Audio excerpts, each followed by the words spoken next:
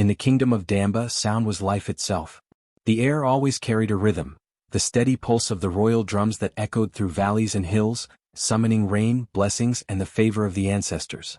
The people believed that as long as the drums of Damba sang, the kingdom would never fall.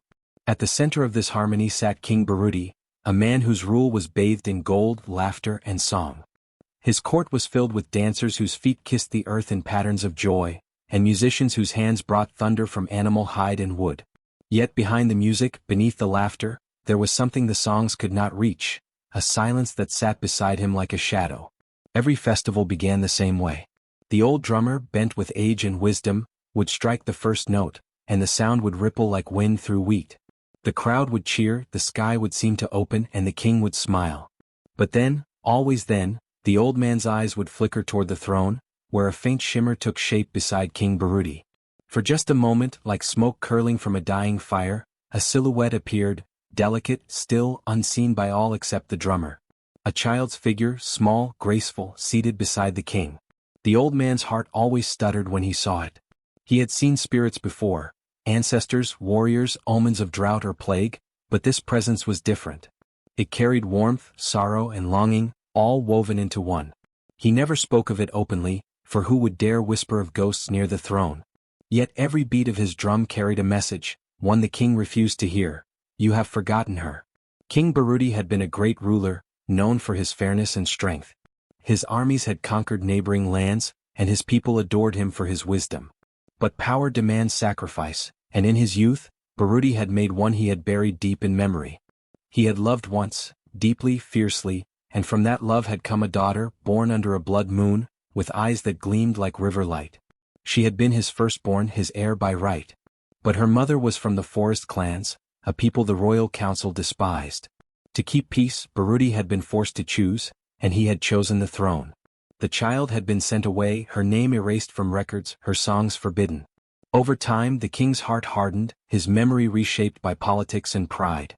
When he looked upon the world now, he saw only the weight of his crown, not the small, singing child who once tugged his robe and called him father. But the drums remembered. Every night they were played, their rhythm carried her name. The spirits of the ancestors who danced between the beats refused to let her be forgotten.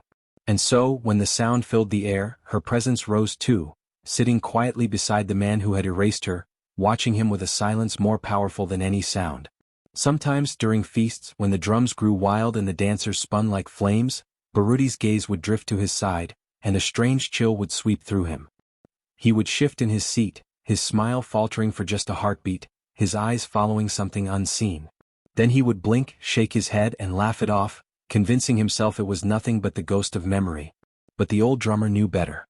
He had been there the day the king's firstborn was carried away, wrapped in linen and silence. He had heard her sing as she disappeared into the forest, a song so soft, so sorrowful, that even the wind had wept. He had promised her mother that the drums would remember, even if the king did not.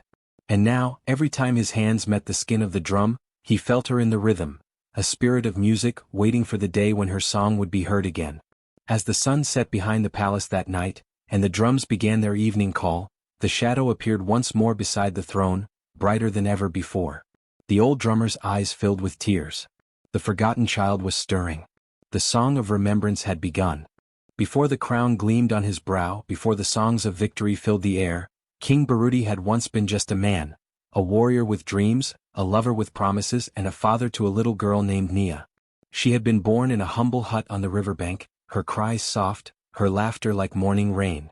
Her mother, Sephu, was a village woman of quiet strength, a healer whose hands mended both flesh and spirit. For a time their lives were simple and good. Baruti would return from hunting or battle to find Nia toddling toward him, her tiny hands reaching, her voice calling his name. But kings are not born, they are made by choices that demand blood and betrayal. When war came to Damba, Baruti was summoned to lead. The elders promised him power if he won, the throne if he conquered. And so he went, leaving behind the river, the hut, and the two hearts who loved him without question. Sephu waited through the seasons. Each year the floods came and went, each year she sang to Nia about the father who would return. The child grew in beauty and song, her voice echoing the river's flow. But no messenger ever came, no sign of Baruti's return. Only word of his victories, how he took the capital, how the crown was placed upon his head. When soldiers finally rode into the village, they brought no joy. They came with fire, claiming the land for the new king. Sephu tried to speak his name, tried to tell them she bore his child, but they laughed. In the chaos, the hut burned. The villagers fled. And by the time the river calmed, only ashes remained, ashes and a small girl standing by the water's edge, watching the flames swallow her world. Nia wandered for days, clutching a charred piece of her mother's drum, the only thing left that still carried a heartbeat. The river called to her, soft and low, and she followed it as though it were her mother's voice. When the moon rose full and red, she sang the song her mother had taught her, a song of longing, of waiting, of forgiveness. The next morning, the fishermen found her footprints ending at the riverbank. Some said she drowned. Others said the river took her in, claimed her spirit as its own. In the palace far away, the new king never asked what became of the village. He celebrated his rule, built monuments, and filled his days with glory. When he thought of his past, he pushed away the ache of memory. It was easier to believe that Sephu and her child had been part of another life, one that ended when he became King Baruti of Damba, conqueror of nations. But time has a way of unearthing what men bury. The river refused silence. Each year when the floodwaters rose, strange music echoed through the reeds, soft, rhythmic, like a drum played from beneath the water. The elders whispered that it was the voice of a forgotten child, singing for the father who abandoned her. Baruti heard the rumors, but he dismissed them with a wave of his hand. Yet, in the quiet hours of the night, when no courtiers watched and no music played, he sometimes dreamed of the river. In those dreams, he saw a girl with eyes like his own, standing in the shallows, her lips moving soundlessly. He always woke before she spoke. Years turned his hair to silver, but the dreams never stopped. They came more often after the great drought, when the river thinned and the drums sounded hollow. The old drummer would sometimes glance at him with pity, as though he, too, could hear something hidden in the rhythm. And perhaps he did. For every beat of the royal drum seemed to echo with a second sound, faint, distant, like small hands striking water. Baruti tried to tell himself it was just the wind, or the river mourning its dryness. But deep down, somewhere beneath the armor of pride and the weight of his crown, a truth whispered to him: the past does not vanish. It waits. And as the drums of Damba played on, the lost child of the river began to stir, her song weaving through every note, her ghost waiting beside the throne for the moment he would finally remember her name. The festival of ancestral sound arrived with thunderous joy, and the air around the palace pulsed with rhythm. The courtyard overflowed with dancers and drummers, the scent of roasted yams and palm wine mixing with the heavy perfume of celebration. King Baruti sat upon his elevated throne, adorned in gold and crimson, a lion carved into the armrest as if to remind all that he ruled through both grace and power. His people sang praises of his victories, of the wars won, the enemies silenced, and the villages bowed beneath his banner. But beneath all that noise, something else waited, something that had been listening for years.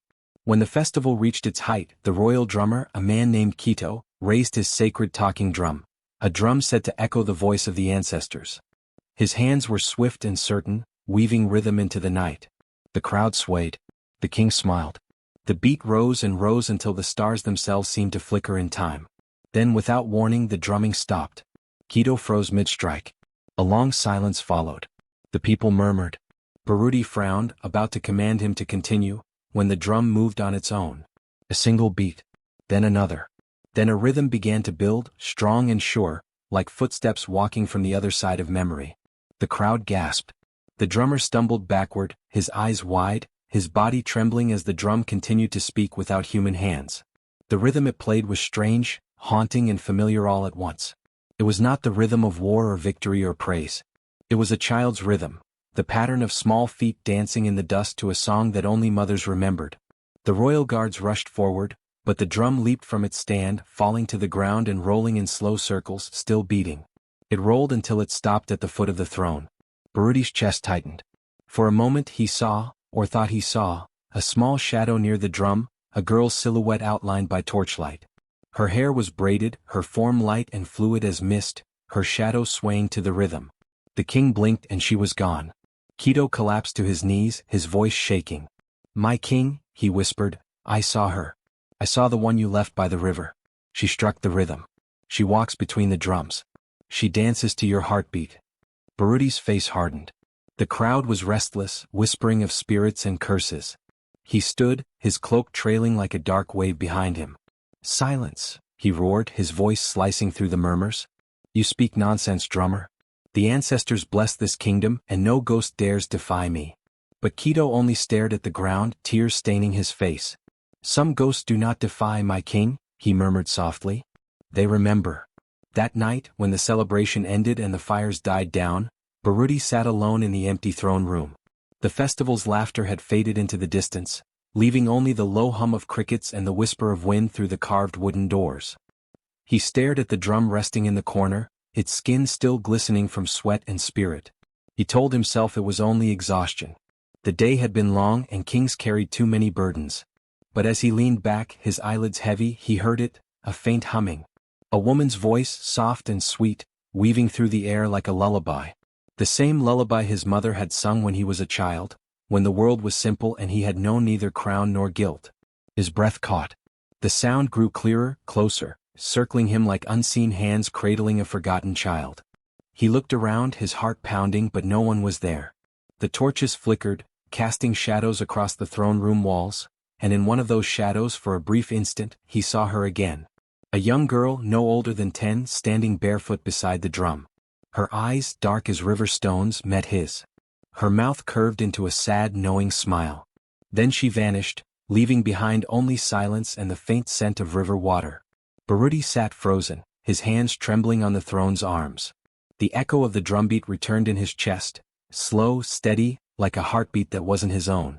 And as the last torch went out, a whisper brushed against his ear. "The one you forgot still dances, father." The night swallowed the words, but they didn't leave him. They never would. The moon rose high over the land, spilling its pale light across the savannah and the winding river Mbora, the river that remembered what men tried to forget. Its waters moved slow and deep, carrying the murmurs of the past beneath its surface. That night, King Baruti stood alone on the riverbank, stripped of his crown and robes of ceremony, wearing only a plain cloth like any other man. His guards had begged to follow, but he sent them away. Some journeys of the soul could not be made in company. For nights he had not slept. The festival, the cursed drum, the shadow of the girl, they haunted his every breath. Every time he closed his eyes, he saw her standing in moonlight, her small hands reaching out before the darkness swallowed her. He had thought time and power could bury guilt, but guilt had a way of digging its own grave inside the heart. And now it had begun to sing. He walked toward the water's edge, the earth cold beneath his feet. The river whispered, not loudly, not clearly, but enough for him to know it spoke. His reflection wavered on the surface, broken by the current's small ripples. Then another reflection appeared beside his own, faint, fragile, and childlike. Baruti stumbled backward, his breath catching. The reflection did not move as his did. The girl's image stared straight ahead, her eyes glowing faintly with moonlight. Her hair floated around her like strands of waterweed, and her lips moved, though the sound was only the river's murmur. He fell to his knees. "Nia," he whispered. The name burned his throat like fire. "My child, my blood. If you are spirit or dream, hear me. I was young, foolish, hungry for war. I left your mother to fate, and you," his voice broke. "You I left to the river. Forgive me." The water swelled gently as though breathing in his words. Then came the wind, carrying faint voices, women singing in tones older than memory. It was the same lullaby his mother once sang, the one Nia's mother used to hum by the fireside. Baruti rose and reached for his pouch. From it he drew handfuls of gold, thick coins, enough to feed 10 villages. He threw them into the water, each splash echoing like a prayer. "Take this," he cried. "Take it and let her spirit rest. Let the river forgive." The coins sank and vanished beneath the dark surface. For a moment nothing stirred. The king exhaled, believing perhaps the offering was accepted. But then the current began to swirl. The river glowed faintly red, the color of old wounds reopening. Slowly the gold floated back to the surface, gleaming in the moonlight, every coin stained deep crimson. Baruti staggered backward, trembling. "No," he whispered. "It cannot be." He knelt again, scooping one of the coins from the shore. The blood-like sheen spread across his palm, warm and thick as though newly spilled. The river spoke then, not in words but in a sound that filled his bones, the sound of drums beating beneath water. Each beat was heavy, rhythmic, like the heart of the earth itself. And with each beat her voice came clearer. "Father." He turned wildly, but no one was there. The reflection on the water flickered again, now a young woman's face, no longer the child he had abandoned. Her gaze was sorrowful but not cruel. "You gave me to the current," the voice murmured, rising from everywhere and nowhere. "But the river is not a grave, father. Remembers? It carries the names of those it takes, and it returns them when the time is right." Baruti's knees gave way. "Tell me what to do," he pleaded. "Tell me how to make peace." "The river does not need peace," the voice replied, gentle as water running over stone. "It needs truth." He bowed his head. "Then I confess," he said, his voice breaking. "I confess that I was a coward. I turned my back on love and blood. I thought a crown could silence the cries of the past. But nothing silences what was born of the heart." The water rippled, and from its depths came a faint shimmer, a cradle made of reeds, glowing with ghostly light. It floated toward the shore, rocking softly as if soothed by invisible hands. Within it lay nothing but a single braid of dark hair. Baruti reached for it, and as his fingers brushed the braid, warmth spread through his chest, and he felt something he had long forgotten, the tenderness of being forgiven. But then the cradle sank slowly back into the current, the glow fading into darkness. The voice lingered in the air, whispering, "You cannot buy forgiveness, father. You must live it."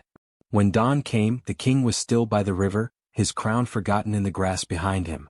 The villagers who came to fetch water found him kneeling, his hands red from the coins, his face wet with tears. That night, when the moon returned, they said the river sang again, and this time, its song was not of anger but of remembrance. Some swore they saw two reflections dancing on the surface, a king and a girl, moving in perfect rhythm to the beat of unseen drums. The nights in Damba had grown strange. The air was heavy with a kind of silence that was not peace but pressure, a silence that trembled just before the echo of something remembered. The drums that once thundered through the palace now sat untouched in the great hall, their stretched hides pale beneath layers of dust. Queen Sephu had commanded it so. No more music, she had decreed. No more festivals. No more beating hearts to summon the dead. She was a woman of order, born of noble blood and raised to believe that discipline ruled destiny. When she first married King Baruti, she found the kingdom glorious. The people loved their drums, the palace glittered with gold, and the king, though aging, was strong and commanding. But that was before the festival of ancestral sound.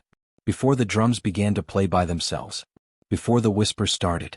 At first, the queen thought it was superstition, the nonsense of peasants. Then one night, as she sat beside her husband at dinner, she saw it. A shimmer in the corner of her eye, faint as breath. When she turned, a small figure sat at the edge of the throne, a girl no older than 16, her body made of shadow and mist. Her face was hidden, but her hands were slick with what looked like river mud. Sephu had gasped, dropping her cup. Wine spilled across the tablecloth like blood. But when the king looked up, he saw nothing. "What troubles you, my queen?" he asked gently. "Nothing," she lied. "Just the candlelight." That night, sleep would not come. The silence felt too alive. Even when she pressed her hands over her ears, she could hear it, a faint rhythm like someone softly drumming beneath the earth. It came from the throne room, from the hall of the sacred drums she had forbidden. Finally, unable to bear it, she rose from bed and lit a lantern. The corridors of the palace stretched long and shadowed, the torches flickering as if afraid. She moved quietly, her bare feet brushing the marble floor. When she entered the great hall, the air was cool, damp, and filled with the smell of river water. There she saw them, the royal drums arranged in a circle. Their skins shimmered faintly under the lantern's light, glistening as though freshly wet. Sephu approached, heart pounding. She reached out to touch one, and the moment her fingers brushed the drum's surface, it gave a soft thump, like a heartbeat. She dropped the lantern. Its flame flickered wildly. And then out of the shadows a voice came. "Father." It was barely more than a whisper, but it froze her blood. She turned, searching the hall, but saw no one. Only the golden throne gleamed in the half-darkness, and beside it, something moved, a figure sitting quietly, head bowed. Sephu could not see the face, only the glimmer of wet hands resting on the throne's arm. "Who are you?" she whispered. The figure lifted its head slowly. The light caught its features, or rather, the absence of them. No eyes. No mouth. Just a smooth, pale face that seemed to weep shadows. Sephu screamed and fled the hall, the echo of her cry bouncing off the walls like drumbeats. Servants found her trembling in the corridor, clutching her chest. She forbade anyone to enter the hall again, sealing it with wax and royal sigils. But the sound did not stop. The next evening, when the king tried to console her, she spoke with trembling fury. "That thing that sits beside you, It follows me now. Every time I close my eyes I see her. That faceless girl. Your daughter. Baruti looked away, his jaw tight. You speak of Nia. I speak of a curse, she hissed. She is dead and yet she lingers. Your blood calls her back. You must banish her. She was my child, he murmured, his voice hollow. How do you banish your own blood? Sephu slammed her hand on the table. Then I will do it. I will drive her from this palace if it means saving our kingdom. That night she summoned the drummers despite her own decree. Play until dawn, she ordered. Play the song of cleansing, the rhythm that drives away the restless. The drummers obeyed. The palace thundered with sound. But as the rhythm grew fierce, strange things began to happen. The candles flickered and died. The air turned icy. One by one, the drummers' hands began to bleed as if the drums themselves were biting back. And then, the drums stopped. On their own. In the silence that followed, a soft, wet sound echoed, footsteps across the marble floor. The drummers fell to their knees. The queen stood frozen as the air grew heavy with the scent of the river. From the shadows beside the throne, the girl appeared again. This time Sephu saw her clearly. Her body shimmered like water under moonlight. Her hair dripped and her hands, those small mud-stained hands, reached out toward the throne. The girl sat beside it, calm and patient as if she had been there all along. Her lips moved slowly, shaping one word again and again. Father. The king, who had entered silently behind the queen, fell to his knees. Nia. Sephu watched in horror as Baruti reached toward the apparition, and for a brief, impossible moment, his fingers brushed the girl's hair. The air filled with sound, not of drums but of heartbeat and grief woven together. The girl smiled, and then the image vanished like mist in sunlight. For weeks afterward, Sephu could not sleep. Every mirror showed the same reflection, her own face, and beside it, the faint outline of the girl. Every night she woke from the same dream, the faceless child sitting on the throne, the river dripping from her hands, her mouth shaping that single word that no queen could bear to hear. Father. And each time, the silence that followed was louder than any drumbeat ever played. The moon that night rose red as blood, not the soft crimson of dusk, but a deep, unsettling hue that made even the stars hide behind the clouds. In Damba, such a moon was called the drum moon, a night when the veil between the living and the dead thinned, and every sound carried the weight of a soul. King Baruti could not sleep. The air in his chamber was heavy, pressing down on him like a hand. Outside, the wind moved strangely, not in gusts but in slow, rhythmic breaths, as though the very world was waiting to exhale. He sat by the window, staring at the moon, and thought of the river. Of Nia. Of the lullaby his mother used to sing to him when he was young. The same lullaby he once sang to his lost daughter before he left her behind for war and glory. And then, faintly, it began. The drums. At first a distant thump. Then another. And another. Slow, deliberate, like the first cautious steps of something ancient awakening. Baruti froze. No one had been allowed to play since the queen's order. The drums had been sealed, the drummers forbidden. Yet the sound grew louder, rolling through the palace walls, shaking the very air. He stumbled to his feet, calling for guards. None came. Only the echo of drums answered him, now faster, sharper, pulsing with a rhythm that made the candles flicker and the windows shiver in their frames. The sound was not just music, it was a heartbeat, one he recognized too well. Baruti ran through the corridors, his robe trailing behind him. The great hall blazed with torchlight though no one had lit it. Flames danced wildly, casting long, trembling shadows across the drums that stood in a perfect circle, each one beating on its own, skins thrumming as if struck by invisible hands. The guards who had been stationed there were gone. The court musicians had vanished. Only the sound filled the room, thunderous and alive. And then he saw her. She sat beside his throne, half in shadow, half in flame. Her hair dripped with river water, glistening in the torchlight. Her skin shimmered like liquid moonlight, and her eyes were deep wells of sorrow and remembrance. But most terrible of all, her body seemed unfinished, flickering between flesh and water, between presence and memory. Nia. His daughter. Baruti's knees weakened. He could not move, could not breathe. The sight of her was both punishment and mercy. Her lips did not move, but he felt her voice, deep within his chest, vibrating with every drumbeat. Nia, he whispered, his voice breaking. My child, what have I done? She didn't speak. She simply turned her head slowly toward him, her gaze heavy with everything left unsaid, the hunger of lost years, the ache of abandonment, the forgiveness that had never been asked for. Then the drumming changed. It became faster, wilder, the beats overlapping until they no longer sounded like rhythm but like the pounding of hundreds of hearts. The palace trembled. Torches snapped. The marble beneath the king's feet began to crack. Courtiers burst into the hall, drawn by the noise. They froze at the sight, the ghostly girl beside the throne, her form pulsing with light, the king kneeling before her. Some screamed. Others fell to their knees, weeping.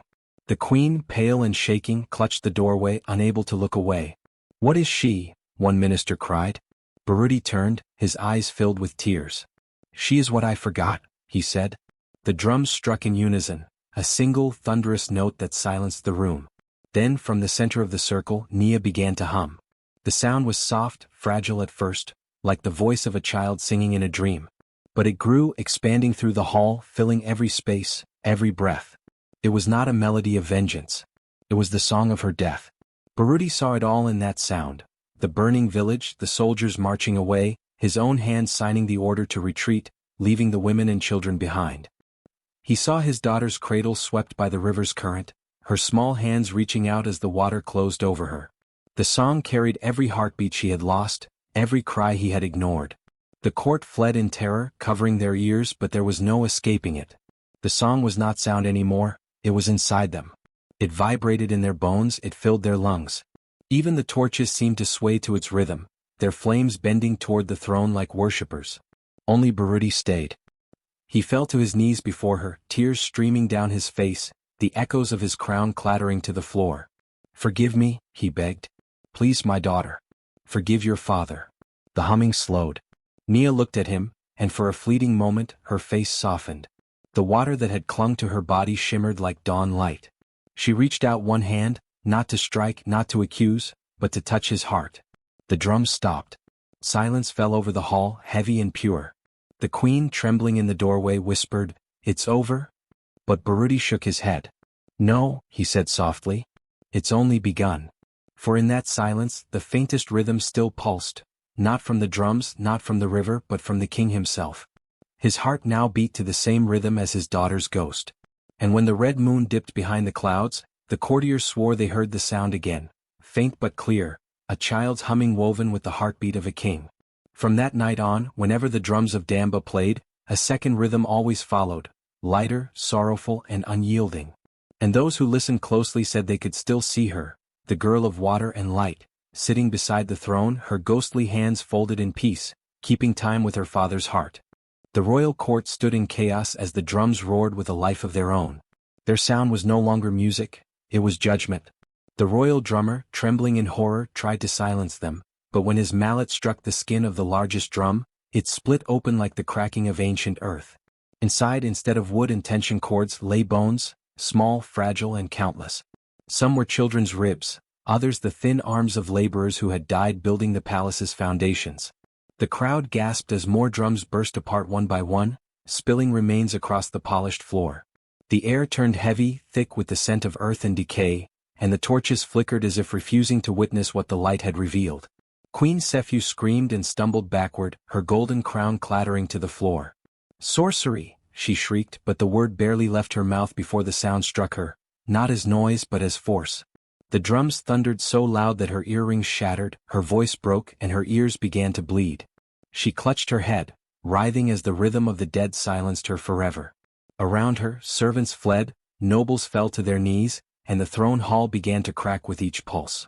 The ghost of Nia stood in the center, her form shimmering between mist and flesh, her eyes calm but endless. The sound of her heartbeat had become the sound of the kingdom collapsing. King Baruti stumbled toward her, his robes torn, his crown hanging loose. Tears streamed down his face, cutting through the dust. "My child, my firstborn." "I did not know," he whispered, but the words were hollow even to his own ears. He saw now that the palace, his pride and power, was built upon graves, the foundation held not by stone but by silence and pain. "Forgive me," he begged, reaching out his trembling hands. The ghost looked at him, and for a moment her expression softened. The drums slowed, once, twice, before she extended her hand toward him. The king hesitated, then took it. The instant their palms met, a blinding light erupted. The hall filled with the sound of wind and thunder.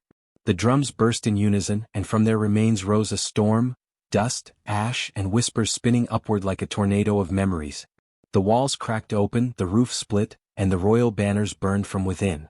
Yet in the center of the chaos, the king and his daughter stood still. Their figures blurred, becoming one with the rhythm. The sound grew softer, as if the drums were no longer instruments but heartbeats returning to rest.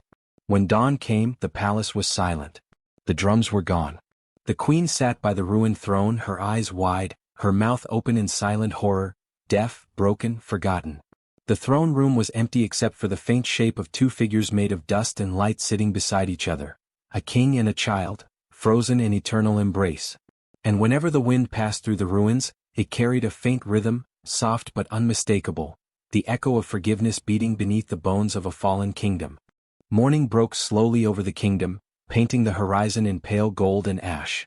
The palace, once alive with songs and servants, stood still as a tomb. Smoke from the night storm curled upward like morning incense, and the banners that had once fluttered in royal pride now hung torn and blackened. Birds circled above but dared not land on the roof, for something sacred lingered in the silence, something the living could not name. Inside the throne hall, the marble floor was cracked like dry earth, the great throne toppled on its side. The queen was gone. Some said she fled into the forest, others whispered she wandered mad, deaf to the world. Only one soul remained within the ruins, the old royal drummer. He knelt among the shattered drums, his wrinkled hands resting on the splintered wood. His eyes were closed, but his body swayed slightly as if still keeping time with something unseen. The silence was deep, yet within it he heard it, two heartbeats. One was strong and slow, like the beat of earth itself. The other was light and rhythmic, like the laughter of a child echoing across a river. Together they pulsed, rising and falling, weaving into one another until they became a single sound, calm, eternal, and alive. The old man smiled faintly, tears welling in his tired eyes. "He found her," he whispered. "The king found his child." His voice trembled, but it carried across the empty hall like a prayer. Outside the palace gates, the villagers gathered at sunrise. No guards greeted them, no trumpets announced the morning court. The people entered quietly, their bare feet padding across the broken floor. They saw the old drummer kneeling, the shattered throne, and the faint shimmer of dust that glowed near the steps, a trace of gold, warm in the light. Some swore they heard a heartbeat too, faint but steady, rising from beneath the stones. From that day, no ruler sat upon that throne again. The palace was left to the vines and wind, its chambers echoing with a rhythm that never ceased. On nights of the full moon, the villagers said the sound of soft drumming could be heard from the earth, not from instruments but from deep below, as if the land itself breathed to a steady beat. Mothers would hush their children and whisper, "That is the king and his daughter. They play so the world remembers." Years passed and the kingdom changed names, changed rulers, changed tongues, but the legend remained. Travelers spoke of a place where no drum would ever sound the same, for the ground beneath it held the heartbeats of a king who forgot, and a daughter who forgave.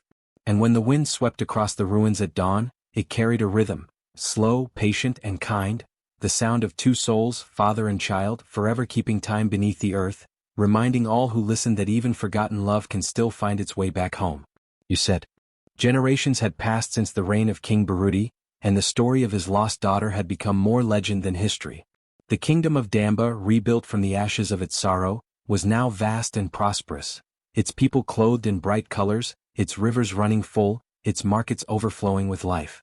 Yet even amid the laughter and trade, there were days when the air grew heavy, when the wind seemed to carry whispers of something ancient. On such days, the drums of Damba, great wooden instruments carved from sacred trees, would begin to beat without a single hand upon them. No one knew when it would happen. Sometimes it came during moments of quiet, when children slept and fires burned low. Other times, the drums would awaken at noon, interrupting the voices of the court, echoing across the palace with rhythms no man alive could understand. But every time the drums began, hearts trembled, for they knew what it meant. The ancestors were speaking again. Elders called it the awakening of the firstborn. To them it was no haunting but a warning, a reminder of the promise that had been sealed in thunder and sorrow centuries ago. When a king forgets mercy, they would say, "The child who was forgotten will remember for him." And so, the people listened carefully whenever the drums spoke. For their rhythm was never random. It told stories, sometimes of famine coming from the north, sometimes of betrayal within the palace, and sometimes of justice long overdue. In those days King Zuberi ruled Damba, a young and ambitious man whose crown gleamed brighter than his heart. He was brave, yes, but his bravery was soaked in pride. Under his rule, the farmers were taxed beyond endurance, and the workers who built his monuments were paid in crumbs. He spoke often of greatness, of legacy, of Damba rising above the stars, but few heard him speak of compassion.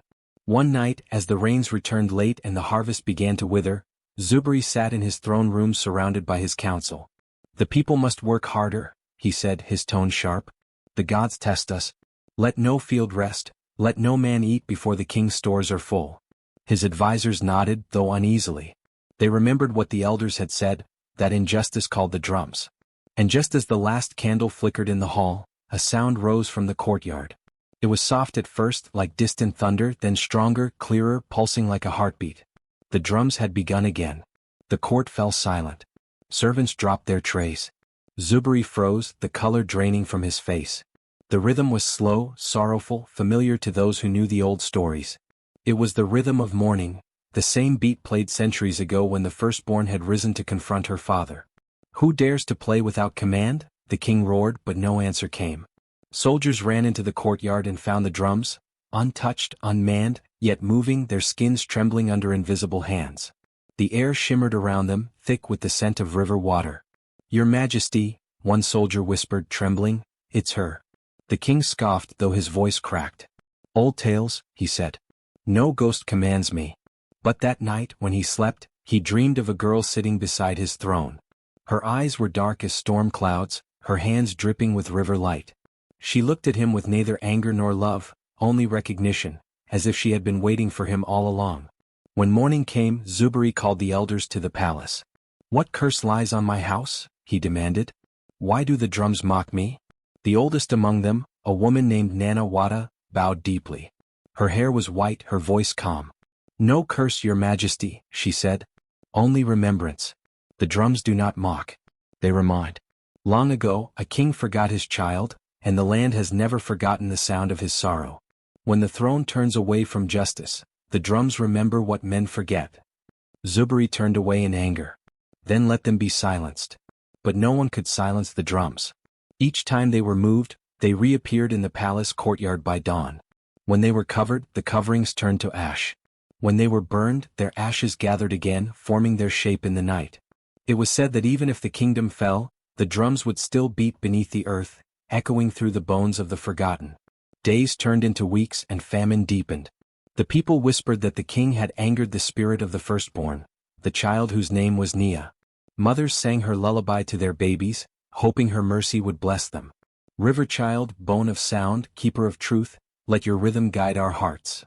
One evening, as the sun bled red into the horizon, a small girl entered the palace gates. She was barefoot, her dress torn, her skin glowing faintly as though touched by moonlight. The guard stopped her, but when she spoke, her voice carried the calm of deep water. "Tell your king," she said, "that his daughter waits." Word reached Zubri within moments. He came to the courtyard, trembling with fury and fear. "Who are you, child?" he demanded. The girl looked at him, her gaze ancient and sorrowful. "I am the memory you've forgotten. I am the drumbeat you ignore." She placed her hand on one of the great drums, and it began to play beneath her fingers, not with her strength but with the pulse of something older. The rhythm that followed was unlike any heard before. It was not of war or death. It was a heartbeat, steady, patient, true. The king fell to his knees as the sound filled the palace, reaching into every hall, every chamber. The walls shimmered, showing visions of the past. Baruti's throne, the crying river, the ghostly child, the forgiveness that came too late. Zubri covered his ears, shouting, "Stop! I am not him. I am not my ancestor." But the girl's voice replied gently, "All kings are bound to their thrones, and every throne remembers its first tear." The rhythm changed then, growing faster, louder, as if the earth itself had joined in. The villagers outside gathered, falling to their knees, weeping. They saw the palace glow with light, saw the drums rise into the air, saw shadows of kings and children dance together in the blaze. When the sound stopped, dawn had broken. The courtyard was still. The girl was gone. And in her place, carved into the stone beneath the throne, was a single mark, a heart split into two halves, bound by a rhythm line. From that day onward, King Zubri changed. He walked among the poor, listened to the farmers, freed the prisoners who had been unjustly taken. He built new wells by the river, and on each he carved the words, "No throne stands without its shadow." the kingdom began to heal.